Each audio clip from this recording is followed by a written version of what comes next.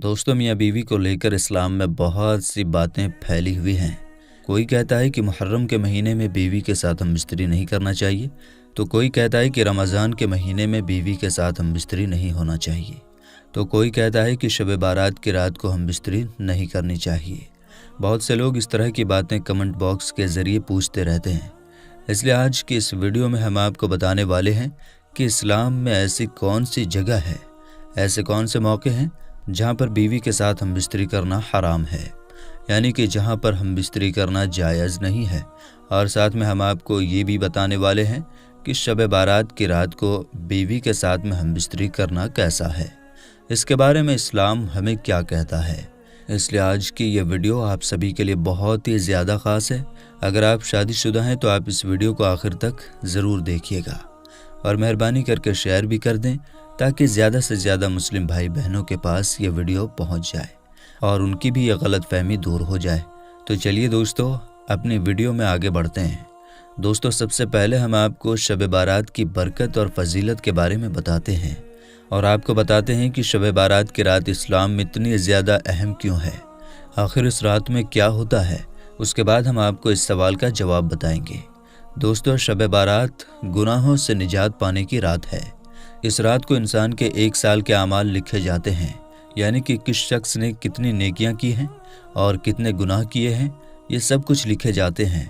हज़रत बीबी आयशा रज़ियल्लाहु ताला अन्हा फरमाती हैं कि एक मरतबा अल्लाह के प्यारे नबी हज़रत मोहम्मद सल्लल्लाहु ताला अलैहि वसल्लम ने इरशाद फरमाया कि क्या तुम जानती हो कि शाबान की 15वीं शब में क्या होता है।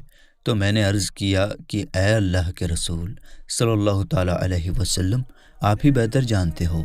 तो इस पर आप सल्लल्लाहु ताला अलैहि वसल्लम ने फरमाया कि आने वाले साल में जितने भी लोग पैदा होने वाले हैं या जिनका इंतकाल होने वाला है, उन सब के बारे में शब को लिखा जाता है और इस रात में लोगों के साल भर के अमाल उठा लिए जाते हैं और इसी रात में लोगों का रिज़्क उतारा जाता है।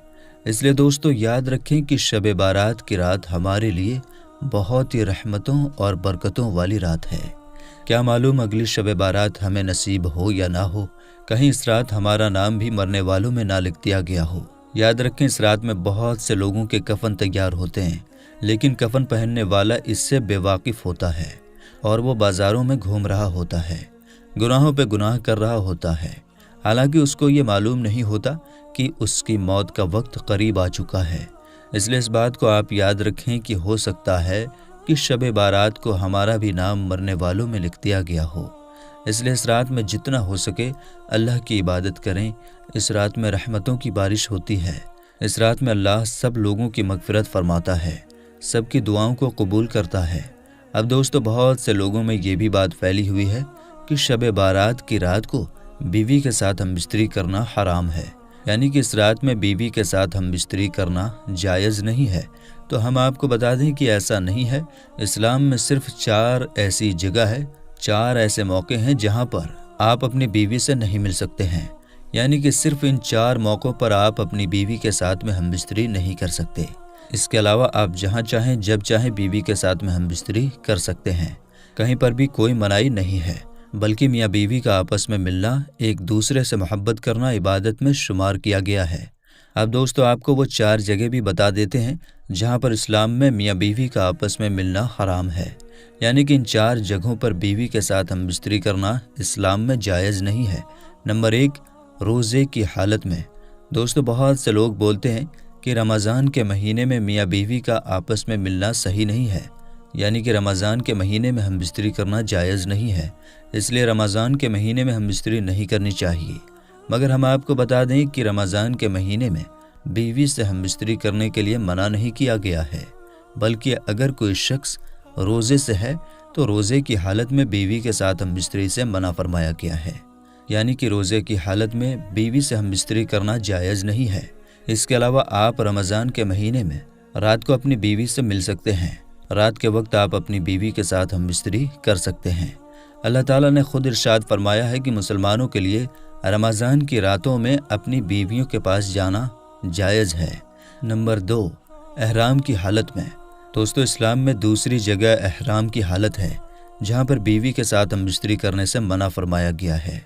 यानी कि जब इंसान एहराम बांध लेता है تو اس کے بعد احرام کی حالت میں وہ اپنی بیوی کے ساتھ ہم بستری نہیں کر سکتا۔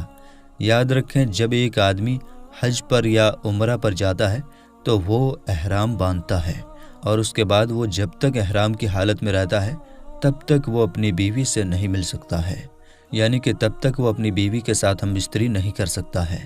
احرام کی حالت میں ہم بستری کرنا اسلام میں جائز نہیں ہے۔ نمبر 3، حیض کی حالت میں۔ دوستو، اسلام میں تیسری جگہ وہ ہے جب بیوی حیض کی حالت میں ہو، یعنی کہ جب بیوی کے پیریڈز مطلب ماہواری شروع ہو جائے، تو اس دوران آپ اپنی بیوی کے ساتھ ہم بستری نہیں کر سکتے۔ اس دوران ہم بستری کرنا اسلام میں جائز نہیں ہے، بلکہ حیض کی حالت میں ایسا کرنا حرام اور گناہ کا کام ہے۔ اس لیے یاد رکھیں کہ حیض کی حالت میں بھی آپ کبھی بھول کر بھی اپنی بیوی کے ساتھ ہم بستری نہ کریں۔ نمبر 4، اعتکاف کی حالت میں۔ دوستو، چوتھی جگہ ہے اعتکاف، یعنی کہ جب کوئی انسان اعتکاف پر بیٹھ جاتا ہے، چاہے وہ عورت ہو یا مرد، تو اس کے بعد ہم بستری کرنا اس کے لیے حرام ہو جاتا ہے۔ یعنی کہ اعتکاف پر بیٹھنے کے بعد جب تک اس کا اعتکاف پورا نہیں ہو جاتا تب تک میاں بیوی کا آپس میں ملنا جائز نہیں ہے، یعنی کہ میاں بیوی کا ہم بستری کرنا صحیح نہیں ہے۔ دوستو، ہم آپ کو بتا دیں کہ اعتکاف رمضان کے مہینے کے آخری عشرے میں شروع ہوتا ہے۔ اس دوران لوگ مسجدوں میں یا پھر اپنے گھروں میں اعتکاف پر بیٹھتے ہیں۔ اس دوران بھی آپ اپنی بیوی کے ساتھ ہم بستری نہیں کر سکتے۔